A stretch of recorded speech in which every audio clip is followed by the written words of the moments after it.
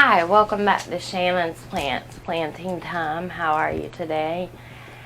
As you know, I did a little shopping trip this past week, and I was able to go to Charlotte, North Carolina, which is the biggest city near me. It's about 4.5 hours away. My sister fortunately lives near there, so I was able to go with my son and my fiance and my nephew and his girlfriend, and we all went to IKEA, and then me and my son and my fiance went to a shop called Malone's Nursery, and I discovered it when Life with Ashley and Anita did a shopping trip there, and it looked really cool.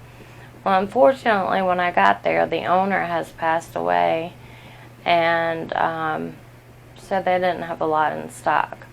However, I did get some plants that I was not able to get around here, so I was really excited about that, and I did a haul on that.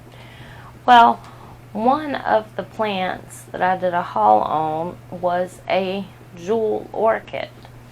Now, when I was looking for a jewel orchid, it was on my mind to get, I wanted to get the green one. I think it's called Macode's Patella with the white veins. However, they didn't have that, so I ended up getting the Ludisia, called Ludisia discolor. And it is the dark colored one with pink veins, and it is very pretty. Has these maroon backs, and it is a very dark foliage, and it is a terrestrial orchid that grows naturally in Southeast Asia underneath the canopy of the jungle. So it is used to growing in a shady area, and that tells you a lot about its care. So what we're going to do is go over the Ludisia discolor or jewel orchid, black jewel orchid, and it is unlike the orchids that you buy at the grocery store, because like I said, it's more terrestrial, and so if you're used to taking care of more terrestrial plants instead of like plants, orchids that grow in bark, and I do have a bunch of those, and I love orchids, but I have been wanting one of these, the Ludisia discolor, because it is unlike the other orchids that I have. So we'll go over a little bit of the care of the Ludisia discolor. So, like I said, it is prized for its foliage rather than its flowers, but it does shoot up these tall flower spikes from its arms, and they grow rapidly upward and bloom white flowers. Now, the white flowers are like nothing compared to traditional like Phalaenopsis orchids and stuff like that. Of course, mine hasn't bloomed. I've only had it for a week now. But, yeah, so it's prized for its foliage rather than its flowers. The white pinstripes, or pink pinstripes, just kind of pop against that dark background color of the leaf. And it really does look like a pinstripe calathea. It looks like it was painted on, and it does remind me of that, but hopefully not as fussy as a calathea. From what I understand, there are many types of jewel orchids, and the Ludisia discolor is one of the most easiest to care for. So it's a good thing I ended up getting it. Like I said, its natural habitat is that it grows in pretty shady areas, so that tells you a lot about its care. As far as light goes, any direct sunlight or like a south-facing window will scorch its leaves. A north-facing window or an east-facing window is best for it. It does appreciate grow lights, and it does well under grow lights, but it also does well in a north-facing window. So if you're looking for a lower light plant, this is a good one for you. As far as water goes, it does not like to dry out completely. It likes to be slightly damp, kind of like, I guess, like a calathea. It doesn't like to be wet, it just likes to be slightly moist. So when the top 1 inch dries out, you really need to water it because, like I said, it does not like to dry out. It also doesn't like wet feet, so you have to maintain that perfect balance between watering enough and not watering, overwatering. So, and I'm a chronic overwaterer, so I have to watch myself. I just love to water my plants to death. As far as humidity goes, it likes humidity. It can acclimate to room temperature humidity.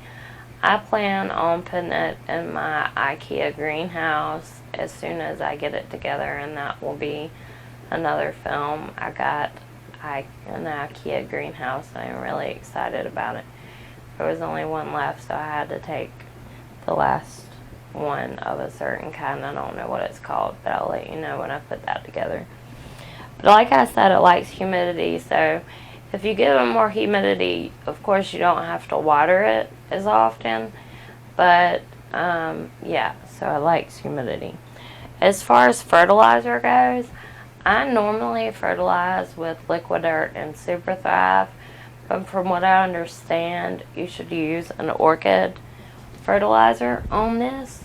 So I'm going to use this Orchid Plant Food Mist by Miracle-Gro. And from what I understand, it doesn't need a lot of it. So I'm just going to fertilize it probably once a month and then back down on that in the winter time unless it's actively growing. If it's actively growing, I will continue to fertilize. As far as temperature, if you're comfortable, it's comfortable. It doesn't like cold drafts. It doesn't like anything below 50 degrees Fahrenheit. And it doesn't like anything over like 75, 80 degrees Fahrenheit because it doesn't like cold or hot drafts. So just keep that in mind. As far as soil goes, 60% potting soil and 40% grit or perlite will work. I am leaving it in the soil that it came in the from the nursery in because I'll let my plants acclimate before I change the soil. When I change it, I will probably change it to my soil, which is, I did a video on that, so I'll link that in the playlist too. It's easy to propagate. It throws out these arms as it grows, and you just clip one off and you can propagate it in water or perlite or whatever media you like to propagate in. I heard that they do really well in leca, so I thought about ordering some leca because I don't have any. I have pine, but I'm out of pumice, so I would have to order some more pumice before I put it in pine. But I thought I might try it in pine. I don't know. I got to do some research on that. But it is a pretty fast grower, from what I understand, and it's totally non-toxic to your pets. So if they take a big chomp out of it, which hopefully they won't, it's good. They won't die or get sick because orchids are non-toxic to animals. And so I just think it is a very beautiful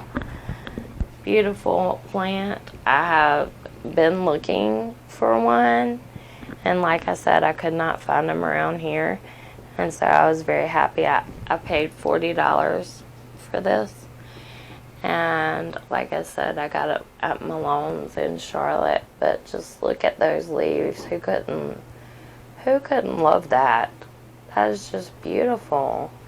Hopefully it does well under my care. Got a little shoot coming up here. You can see it. Yeah, right there.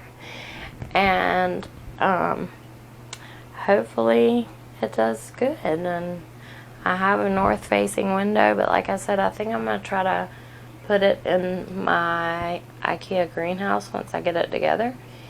And hopefully that will be tonight. But I have a lot of work to do on that. So anyway, that is the care of the Ludisia discolor. And there are, like I said, several more jewel orchids, and they have a little bit of different care because they're a different rate of growers and they require a little bit different care. So anyway, that's all for the jewel orchid. Please give this video a thumbs up or a thumbs down depending on what you think. And I hope you enjoyed this video. I hope it helps you out with your Ludisia discolor. I hope that I do well with mine and we can cheer each other on. And if you have any questions or comments or any tips for growing this plant, please leave them in the comments below. I would love to read them. And if y'all have any ideas for videos, because I do daily videos, if you have any ideas for videos, please leave them in the comments below. I would love to hear what you think and what you want to hear. Out of my videos, it seems like the care of a certain plant are more viewed than other videos. And that's why I chose to do the Ludisia discolor today. But if you have an idea for a video, I would love to hear it, and I would be glad to do it if I'm able.